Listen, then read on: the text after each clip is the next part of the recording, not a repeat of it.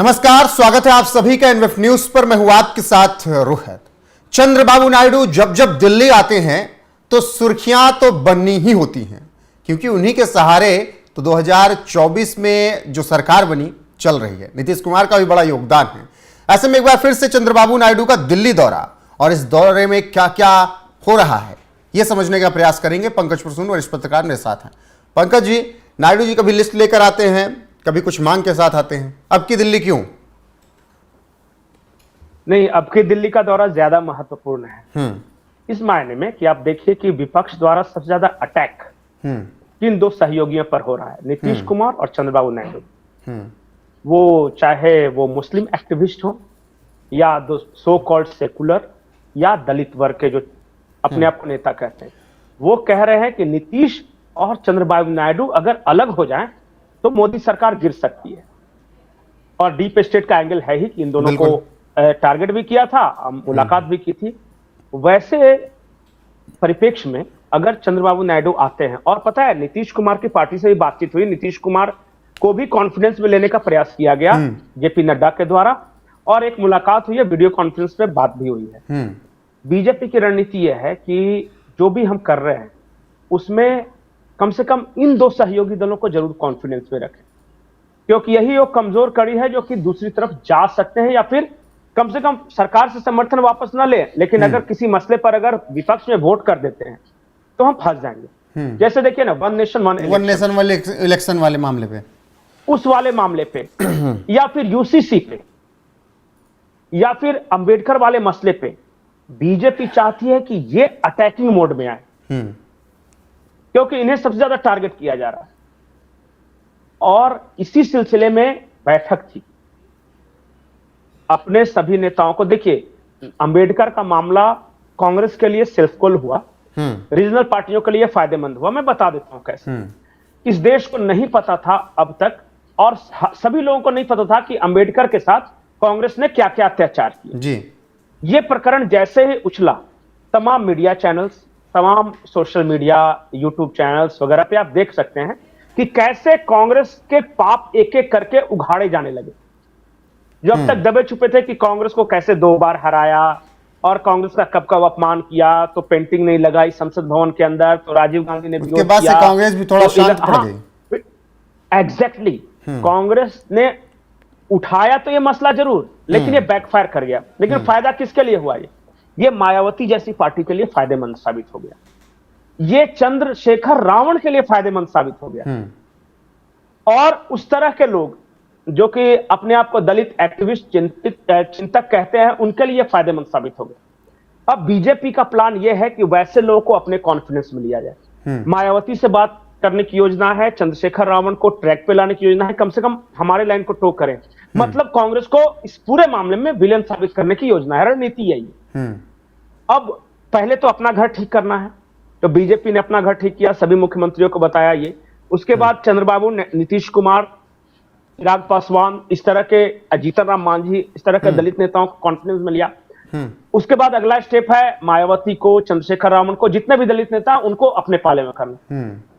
BJP कभी नहीं चाहती कि जो हिंदू एकता का जो माहौल बना है वो, और बटेंगे तो कटेंगे, एक रहेंगे सिर्फ, वो उस माहौल में डिस्टर्बेंस नहीं होना चाहिए। मामला आगे बढ़ते रहे। ऐसे में उसी में मैं जोड़ रहा हूं, वक्फ बोर्ड का खात्मा करके चंद्रबाबू नायडू पहुंच रहे हैं दिल्ली, उस पर भी चर्चा होगी, उस पर भी मंथन होगा, किस तरीके से क्या स्ट्रेटजी अपनाई। बिल्कुल बिल्कुल।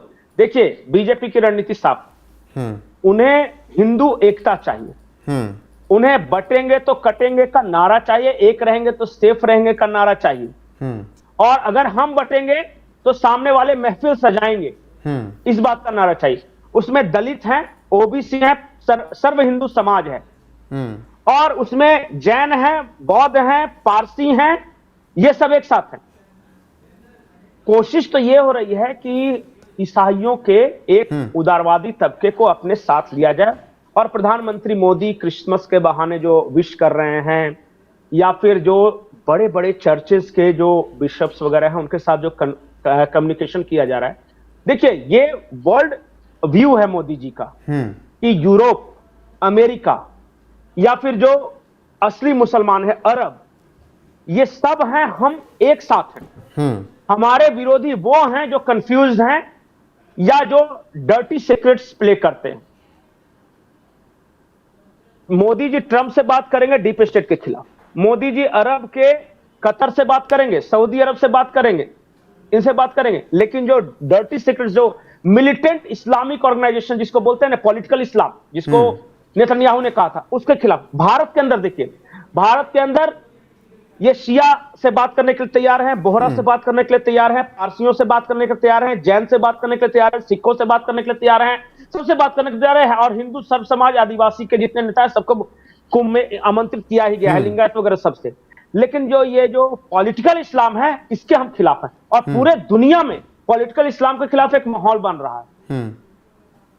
और देखिएगा ये आने वाले वक्त में एक आकार लेगा, अभी वो चीजें स्पष्ट नहीं हो रही है। वैसे लोग जो पॉलिटिकल इस्लाम की वजह से मोदी का विरोध कर रहे हैं बुरी तरह मात खाएंगे, और ये डीप स्टेट बुरी तरह मात खाएगा। एक बृहद रणनीति पर चर्चा हो रही है जिसमें रशिया, चाइना, अमेरिका सब है। बिल्कुल, हर एक चीजों पर पूरी दुनिया को लेकर चर्चा हुई होगी।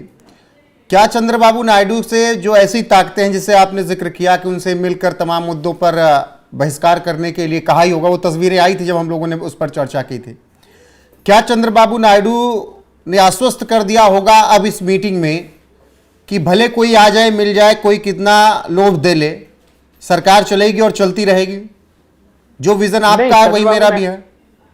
नहीं, चंद्रबाबू नायडू ने ब्रीफ किया था बाकायदे अमित शाह जी को कि जो यूएस डिप्लोमेट आके इनसे मिले थे वो क्यों मिले थे, उनकी मंशा क्या थी। यही नहीं, नीतीश कुमार की पार्टी ने भी ब्रीफ किया था कि दिल्ली में यूएस डिप्लोमेट हमसे क्यों मिल रहे थे अचानक। तो बीजेपी की ओर से समझाया कि देखिए आगे देखिए, मतलब फ्यूचर देखिए, बिल्कुल क्या हो रहा है पूरी दुनिया का। और देखिए भारत में भी मैं बोल रहा हूं, भारत में वक्फ बोर्ड को लेके, 3 तलाक को लेके, यूसीसी को लेके एक तबका जो विरोध कर रहा है, और कांग्रेस उस मिलिटेंट पॉलिटिकल इस्लाम के तरफ जिस तरह शिफ्ट हो रही है, तो मोदी जी की ओर से और चंद्रबाबू नायडू समझ रहे हैं। देखिए चंद्रबाबू नायडू सीजन पॉलिटिशियन, वो ऐसे पॉलिटिशियन कहीं ना कहीं पंकज जी मजबूरी भी तो होगी, अभी नई नई राजधानी बनानी है आंध्र प्रदेश की, अमरावती को, अरबों खरबों का खर्च है, तो मजबूरी भी तो होगी ना केंद्र सरकार के साथ चलना। नहीं, चंद्रबाबू नायडू ने अपने पूरे पॉलिटिकल लाइफ को देखा है। वो जब जब एनडीए के साथ रहे तब फायदे में रहे, और जब जब उन्होंने एनडीए से अलग रुख अपनाने की कोशिश किया वो नुकसान में रहे। ये एक राजनीतिक बियाबान में भटक रहे थे, ऐसा लग रहा था कि चंद्रबाबू नायडू का भविष्य खत्म हो गया है। लेकिन देखिए बीजेपी के साथ जब गठबंधन करने के बाद वो कैसे चुनाव जीतते हैं, सीएम बनते हैं, और फिर से आंध्र प्रदेश को संवारने का जिम्मा उठाते हैं। ये अमरावती की आपने बात की, बहुत सारे ऐसे प्रोजेक्ट्स हैं। और नीतीश कुमार के साथ भी यही बात है, जब जब नीतीश कुमार बीजेपी से अलग हुए देखिए उनकी क्या गत हुई है। बिल्कुल, और इन दोनों को कमजोर कड़ी मानकर टारगेट किया जा रहा है। बिल्कुल, और ऐसे में सहयोगी जो एनडीए के हैं वो समझ रहे हैं मीटिंग में क्या कुछ हुआ।